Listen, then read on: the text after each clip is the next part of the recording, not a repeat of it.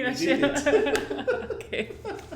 Akoma makes great coffee. It's right here. Yeah, tell us about this high mountain coffee. Cameroon is a volcanic soil, right? 𝗂𝗶𝗏𝗀, yes. And these. Hi, Achille. Hi, Ashley. Coffee is not a commodity. Each cup is made by people with stories as unique as the coffee itself. At climatesmart.coffee, we're building a more resilient coffee future through storytelling, real-time data, investment, technology, and knowledge sharing. Only when we understand each other's needs and build for them can we create a truly sustainable future for everyone. My name is Achille Massoma, and I'm the founder and CEO of Sprout. And Sprout runs a program called Climate Smart Coffee, where we seek to provide climate protection tools for smallholder farmers around the tropics growing coffee. So today we're with one of our Climate Smart Coffee partners, Akoma Coffee, and Achille Massoma, who's founder of it. So yeah, Achille, welcome. Thank you for having me. Yes, my name is Achille Massoma. I'm originally from Cameroon. I'm the founder of Akoma Coffee. It is a brand of coffee originating from West Africa, a country that many probably don't know, Cameroon. So yeah, I'm very happy to be here. Great, yeah. What's really funny is that Climate Smart Coffee actually developed out of a concept in Kenya where we had launched right as the pandemic started. So we were trying to offer a digital climate insurance system that farmers could pay small amounts of money towards their climate resilience in Kenya. And didn't start in Cameroon at all. But now that we've really come to find a solid program that we have in Climate Smart Coffee, we are expanding to Cameroon, and we're really excited about that. Number one, because Akoma makes great coffee. It's right here. You should definitely check it out. But it's also a place that you know, right? I mean, you've been in Cameroon, so it's no surprise it's our second country. Exactly. Yeah, I got the privilege of living in the northwest region of Cameroon. So it's an Anglophone part of Cameroon. They speak a lot of English and some other languages for sure. But I was a 𝗂𝗶𝗏 fellow because I was involved in microfinancing for small-scale farmers and regular people through a microfinance institution there in 2009. So 15 years. That's pretty cool. Yeah. I remember that in 2014, I wrote a paper about social enterprise, social entrepreneurship as a way to fight poverty in Africa. And 𝗂𝗶𝗏 was one of the organizations, whose mission we use as an example, of how people from around the world, specifically developed countries, can come and, support people from the global south to, create good businesses, to build, good communities. So yeah, that's. Yeah, you'll find in this conversation, Achille and I have a lot of shared interest. Coffee is absolutely one of them. Cameroon is a clear second, but social entrepreneurship and maybe even further financial services is probably a loose fourth, but it looks like we see that, to tackle some of the issues in poverty, you've got to do things in a really intentional way. And there's ways to do that are well-researched, and some really amazing programs in like Bangladesh, where microfinance really took off. Exactly. With Muhammad Yunus. There's just, so many layers to coffee, and I think everyone appreciates that. So if you're a coffee drinker right now, maybe you're just like, wow, what is Cameroon? What is coffee from Cameroon? Why would that be different from other African varieties? Or how do you roast different? You have all these like technical questions about quality and flavor, but always looking at the origin story of your coffee we think is really important, because it speaks volumes to what's the impact that your purchase is having. And as we all know, you can't really buy American grown coffee. Yes, Kona coffee in Hawaii, it is definitely a thing, try it out. But the vast majority of the coffee consumed in the United States is imported. And it comes from places where people might live literally in poverty making your coffee. So how are we choosing brands? how are we verifying the brands that we choose to make sure that like they are being intentional about how they source their coffee and how they communicate back to farmers best practices, expectations, and support them. So yeah, our layers come from a lot of these shared mentalities, and we're going to dive into all of them. But maybe you can start to tell us first a little bit about your backstory. Like, you're born and raised in Cameroon. You've brought this wonderful coffee to the Bay Area. But yeah, just maybe you can tell us a little bit about. Yeah, I mean, so that's, you're right. You know, there's a lot involved in a cup of coffee that you drink at your local coffee shop, or even, you know, just at your house. I was born in Cameroon. I'm a third generation coffee farmer. My grandparents from my mom's side were involved in coffee and cocoa farming. So I have memories, you know, from my childhood, visiting my grandparents, playing, you know, because the coffee, usually people have plantation right behind the house, right? Like, and it's just part of the estate. So, you know, picking coffee, drying coffee, cleaning coffee. I mean, it's just part of everyday experience.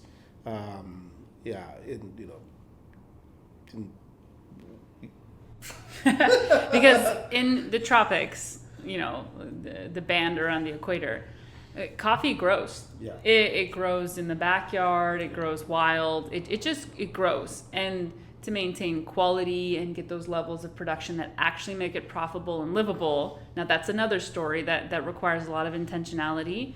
But coffee grows, so you can ignore your coffee if you wanted to, and it would still produce something. Absolutely. Yeah, it's like fruit trees, like you know. And I mean, like coffee, like growing coffee, it's not just like coffee, right? You have banana trees.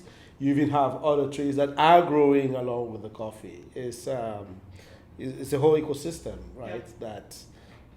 So coffee is a big part of my family history.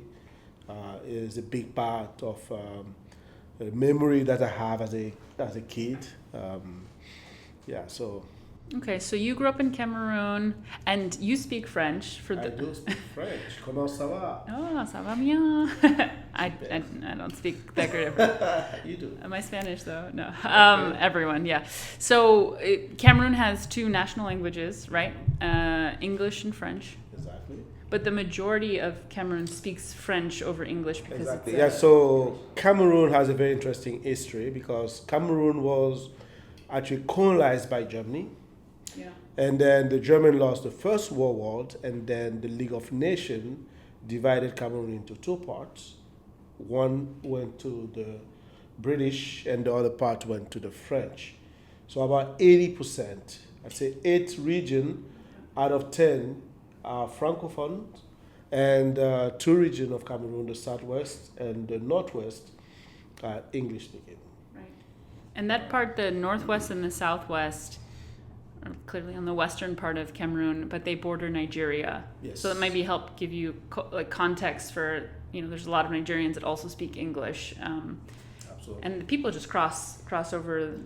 I mean, people. transnationalism is a big factor of the fabric of nations in Africa, because you have, I mean, we share about 1,000 kilometers of border with Nigeria, and we have on the northern side we have the Hausa, the Fulanis, who also, like people living in Cameroon who have families in Nigeria, Of course. right? And then we have the Igbos, who are closer actually to my ancestors, right? From the people from the littoral region of Cameroon, right? So it's the same type of tribes.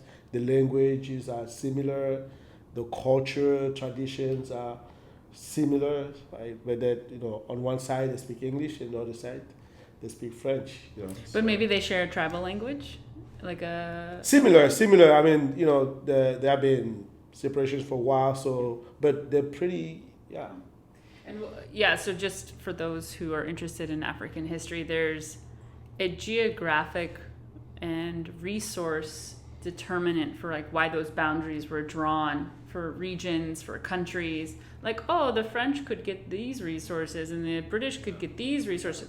But the people who lived there don't think about their family members and their tribal community based on these geographic and resource-based cutouts. So the borders don't mean much when it comes to like family history. Yeah, but that's you're referring to the Berlin Conference in 1884. Yeah, that's So with Bismarck. Anyway. Okay, so we digress. But Cameroon is rich. I mean, it has a rich political context right now. People being from different groups, feeling like they're associated, not necessarily at the national level. Like there's been some.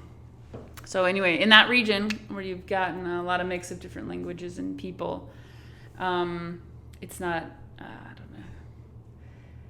Things aren't always that simple, I guess. But no, I mean, yeah, there's a lot of complexity, right, in building nation states in Africa. That's one of the challenges, right? But I mean, we quite frankly, people live together. People, we get along. I mean, there are sometimes tensions, but for the vast majority, even when it comes to religion.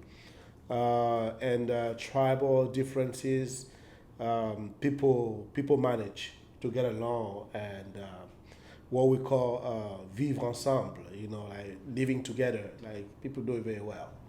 Wonderful. Okay, so Cameroon's really interesting. We could talk all day about Cameroon. I'm such a huge fan. And one thing that's really interesting about your coffee is that you call it high mountain coffee. Yes. And at Climate Smart Coffee, we try our best to understand, what is the geographic and climate context of farming coffee for a farmer community. So in Kenya, where we have lots of data, we really are looking at, where coffee is processed and understanding the climate in that region and any farmers that are working near there, bringing their cherries from to that processing facility. And the same is what we're doing for the farmers that Akoma sources from, is we look at their physical location, try to understand their soil density. We're looking at historical rainfall, what's coming up for this season. Are they at risk of climate issues? Are they getting healthy amounts of rainfall? Do they have really hot days? As we all know, like part of climate change is that it's getting warmer. The hot days are getting hotter. For some, the cold days are getting colder. Brazil's seeing frost still. But yeah, tell us about this high mountain coffee. Tell us how high is this mountain? Maybe, or like, what's your sense of? Yeah, the highest. So when you go to regions like 𝗂𝗶𝗾𝗂𝗲 or 𝗂𝗵𝗀, the highest are probably about 3,000 feet, 4,000 feet, which is like what? 1,500 kilometers, yeah. right? 1,500 meters, yeah. Yeah. So those regions have a lot of rain. You have a huge amount of rain, and also the soil is very, very fertile because of the. So like in 𝗂𝗶𝗶𝗀𝗃, right? You have a living. What's that called? The Mount Cameroon. Yeah. It's a volcanic Right. soil, right? Which is very good, for growing food. Mm-hmm. So that whole region is actually, in some ways, the agricultural basket of Right.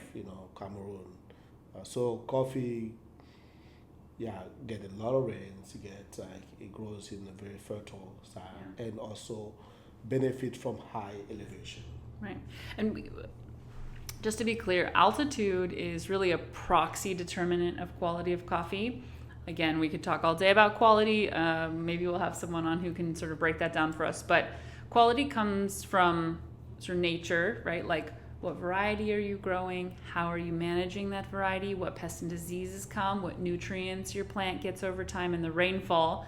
And then how are you processing it and taking it through the entire supply chain, so by the time it hits as green beans, like here in the Bay Area, and then you roast it, all those things factor into quality. But what Climate Smart Coffee does is it really starts with like, how do you determine or predict quality early on, and how can you help farmers manage high quality and continue to produce high production?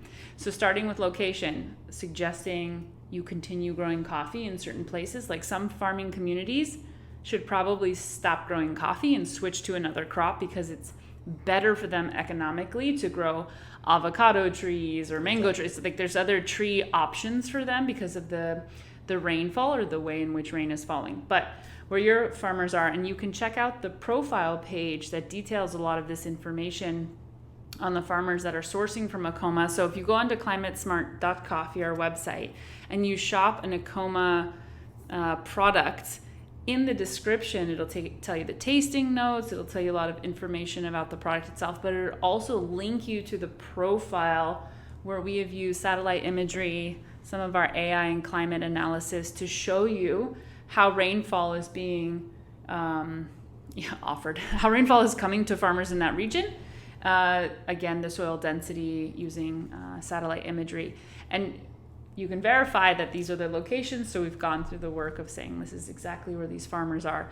And that helps you to understand not only, hey, this is high quality, this tastes good, but like actually there's like nutritional value in here. It's being grown in a volcanic soil climate, which means there's nutrients in it. It tastes good. And it's also grown without chemicals, it's the very natural way. But I think it also get to another aspect of, linking you to the community, actually, the people who are growing that coffee, how they live, what the coffee means to them, right? As a fruit of, the labor, but also what influence it has in the local economy. Because coffee in Africa generally is done on a small scale, a few acres. If you have 5 acres of coffee, like you're doing pretty well. But a lot of people have like half an acre, like a backyard, maybe they have a couple acres. And it is really from start to finish hand managed. Like the labor that Achille is talking about is hand picking the ripest cherries at the right time to take them to be processed. There's quality control metrics, much more in Kenya, which is a different conversation, but probably the same is true here. You wouldn't want to put, green cherries off the tree into your batch because it lowers your Q grade or your Q score. And individual humans are doing this, right? Like your cousin is coming over to help you harvest. And, when you harvest a coffee bush, you do it on a weekly basis. So every Tuesday, come on over and help us get the red ones. And it's a family event and people share. Absolutely. The many generations, like our parent generation, the generation before them, coffee was actually one of the coffee growers, because they could earn money selling coffee. Most of the time they were a little bit better off, right? Than modern. So it helped actually send a lot of kids to school. It helps build community, hospitals, that whole region, until probably in the early 90s when the price of commodity went down, and then the farmers, but from the 40s, 60s, right, coffee farming and cocoa played a big, role within the local economy.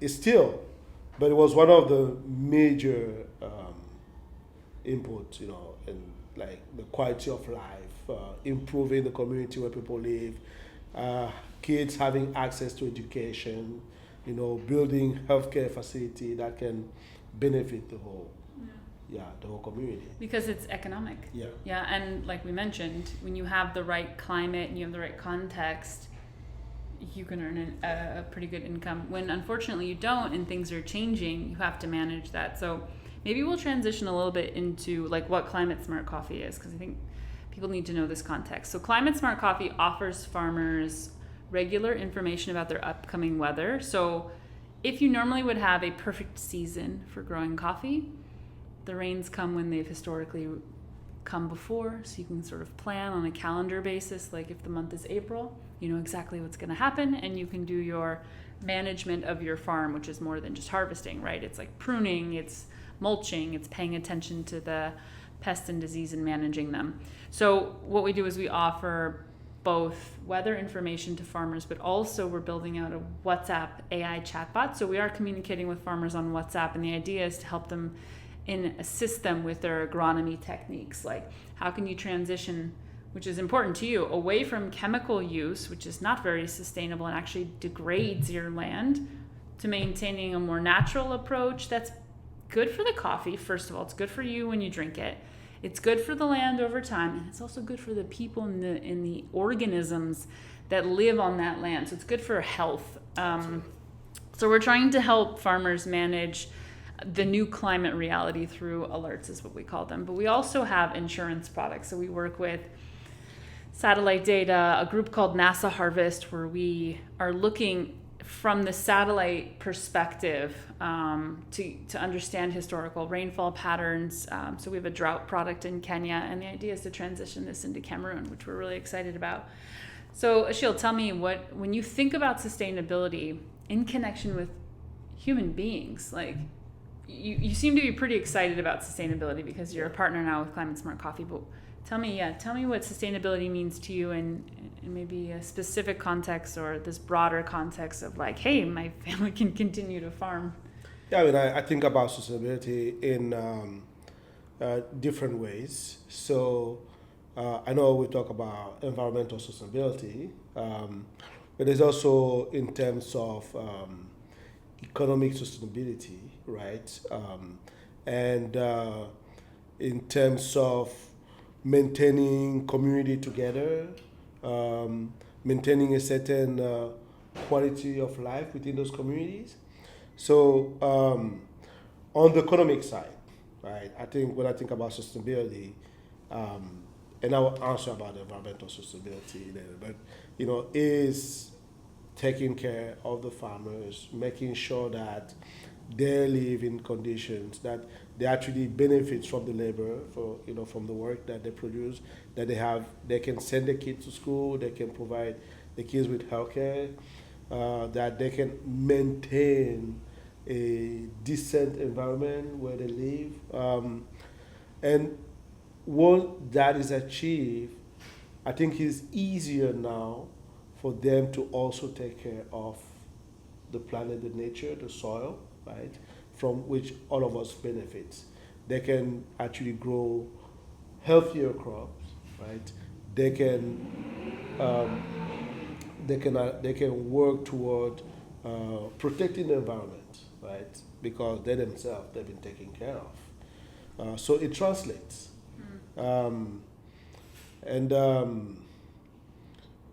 I mean, how we produce food, I think that is a major question that we have to address, right? And so that's why I'm so excited about the Climate Smart Coffee initiative, because it brings a number of answers, right, toward these two parts, right? The part that takes care of the farmers, those who work the land, to grow those crops that we consume, but also toward protecting the environment, right? So,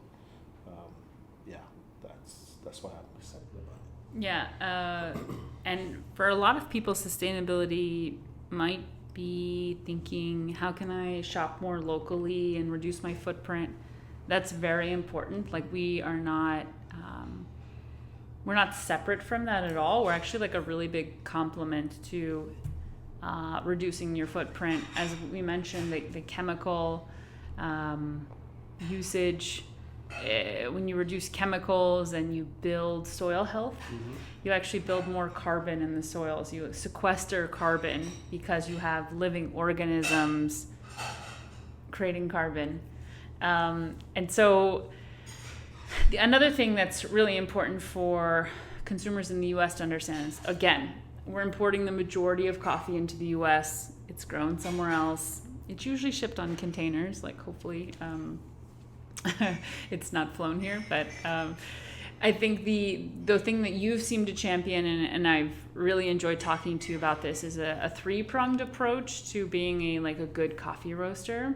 It's ethically sourcing your beans, like knowing your community, understanding their needs, responding to their needs, growing sustainably, reducing chemicals, bringing information and technology and financial services to farmers so that they can get closer to climate smart agricultural practices, regenerative agricultural practices if they're interested and can do that.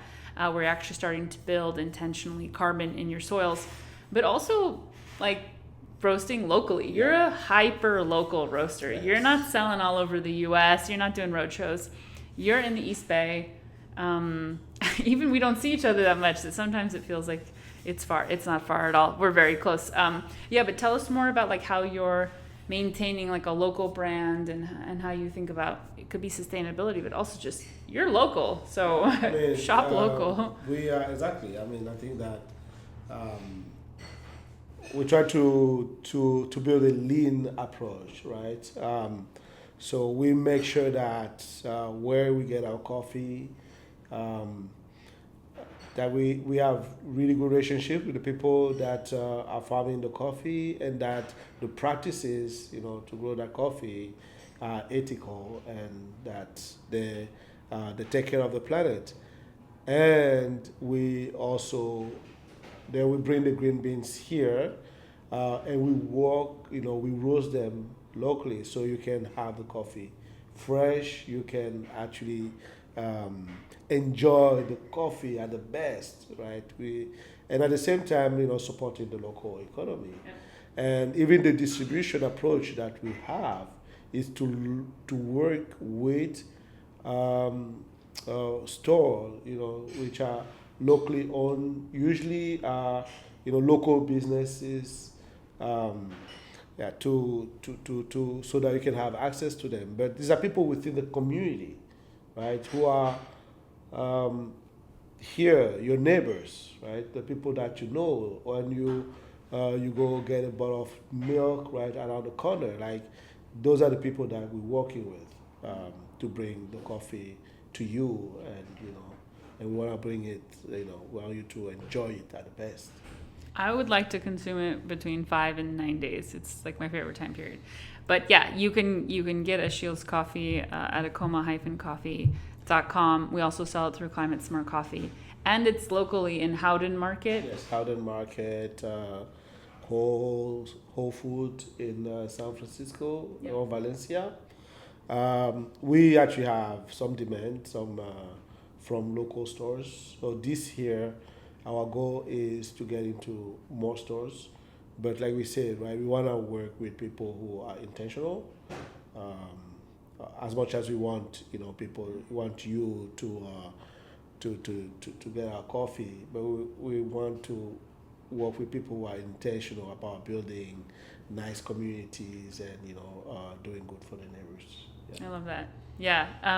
Another thing you do, which kind of will wrap up this amalgam of a conversation, is that we're not in Cameroon right now. We're in the East Bay. Yes. We're in Oakland. Yes. But so much of like what you can share with people in the Bay Area is Cameroonian coffee, the people who make this coffee, and also you. But then, there's another part of Cameroon that's the fun part, right? There's a lot of cultures, a lot of rich culture, dance, music, and food that can go along with and pair very well with this. So I like to see you throwing events. Maybe you can tell us a little bit about your event approach. Absolutely. To building community. So, absolutely. I think that the event approach is we don't just bring in the coffee. We also want people to experience the culture. We want them to have a taste of what the street food of Cameroon, the beignet. I know people talk a lot about the jollof rice, the jollof rice, right, Nigeria, but we have jollof rice as well. We're not part of the Ghanaian-Nigerian competition, but we have great food. So the event are intended to bring that experience, right? To actually immerse the people within, that what it is to have, I would say, quote unquote, street food, right, in Cameroon. I don't know if we can do the fish, but I was like, I have this distinct memory of hanging out with my friends, a whole fish, fried fish, on a plate with it's like cassava, pounded cassava strings. What are those called?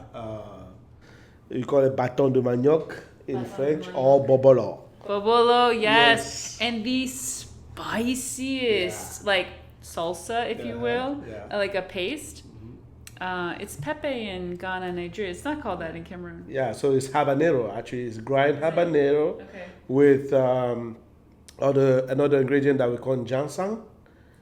Yeah, and then you can put garlic and onions and the cube Maggi, which is like an essential part of the African cuisine. It's like bouillon. Yeah. I mean, it's not very good for you, though. No, But it's it's not. just Don't it's eat just Maggi. good.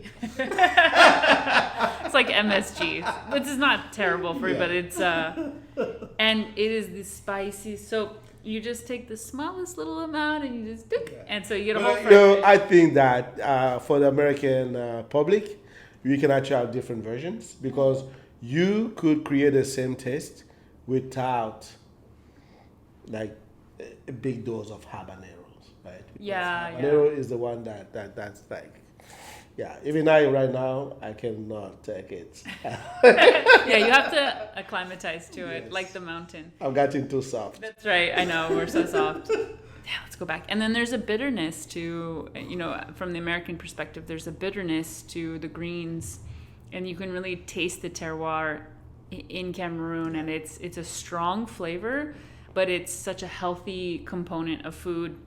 So to be able to taste that bitterness, a little bit of a fishy flavor, dried fish goes into some products. They don't sweeten like anything. You're not getting added sugars. You're actually tasting things that are grown like in rich soil. It's a cool experience, and that'll be really fun to be at events with you to like get to taste those things again. And it's the same approach actually that we have with the profile, the roasting profile for the coffee.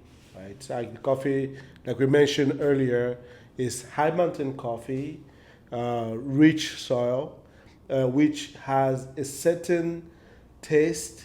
It's a well-rounded coffee. It has a note, nuts. It's kind of nutty. Yeah, and then some kind of chocolatey, feeling. I don't want to be too technical. I mean, I know people like, but I mean, you can taste it. So we want to maintain it when we craft the different roasts, whether it is the medium dark, or coming soon the dark roast. We want people to be able to, when they pay attention, right, to connect, to have that taste of the soil, of the terroir, right? And it's not comparing to like Central American coffees where they're bright, they're acidic. It is like almost the opposite of that in my experience. It is like you're saying, nutty. It's grounded. So whether that's a flavor profile you like more, or you want to try something completely different than what we're getting, because we get a lot of volume of Central and Southern American coffees here in the U.S. Light roasted, medium roasted. But if you want to go to the darker roast side, maybe you prefer like strong flavor, strong coffee, or you just want something that's not as acidic. This is a really nice coffee for that. I think it pairs well. Yeah. No, I think the finish is like we say, right? So it's very well rounded. Yeah. We don't want not acidity at the end, not of the bitterness, right? Like the stick bitterness sometimes that some coffee have. Like, no, you can easily drink this coffee without adding any sugar. It's like, that's actually the best way, And then now, if you want to drink it the way you want, that's, but it is designed to be enjoyed, right, in that way, because at the end you don't experience that acidity or bitterness, right? That people sometimes say, they don't like about coffee. Yeah, no, there's a coffee for everyone, it seems. But if you haven't even tried coffee from Cameroon or Akoma Coffee, like this is a really good opportunity to expand your palate. I'm really happy that we got to have this conversation. Climate Smart Coffee has been like quote unquote like in the field quite a lot. You know, we build a lot of technology. We're with farmers quite a lot. We talk to farmers a lot. So there's a lot of rich data about how farmers are doing, how they're growing. We're very excited to expand into Cameroon and provide more services there by, collaborating with Akoma and 𝗂𝗺𝗂𝗂𝗂. The interesting thing in getting to talk to you though is because we have this like rich overlap in how we like think agriculture can be done better, how it can promote communities and the economics of individuals, actually allow kids to go to school and pay some fees. And dialogue between cultures. Yes. You are the opportunity for us to learn about Cameroon, like through food, through music, through all these things. And you know that that's true beyond, hey, I've just provided you coffee. Like this experience of communicating and talking to you about Cameroon and talking to you about growing food in Cameroon and the people's story. Hopefully, when you do drink, you think a little bit more deeply about what you're having and what's in front of you, not just the dial that was turned for the roasting machine, right? Like it's so much more, like that's not why you're doing it. You're not doing it because you're a scientist. So when people do experience Akoma, just to sort of wrap this conversation in like a few thoughts, like what do you want people to take away? What do you want to express to them? Or what do you hope that they take away from this conversation? Well, I mean, I think that first of all, we want to bring really good coffee, quality coffee to people. That's number one. I know we're not gonna talk about culture and all these things and then serve people coffee that they don't enjoy. So we really try to craft, really coffee that they will enjoy, and then beyond that, to see the connection between the way that they show up, the way that they consume, right? The impact that it has on their community, on their own health, and how also it could impact the life of others who are a little bit farther, right? But who are still part of this common humanity and common planet that we all share. And if you haven't been exposed to that, we have now all of the tools to do that, right? Like we are interacting with farmers on a regular basis. You're sourcing from them. We're providing them a tool. We have platforms, Climate Smart Coffee, that allows you to learn about those interactions. And then you have the proof that in your brand, in his roasting company, Akoma Coffee, but also in the events and the experiential parts of it. So go check out the events, buy the coffee, try it out, tell people about Cameroon, share the video, and thanks for joining us today. Absolutely. Well, it's been a pleasure. Thank you so much for having me. Yes.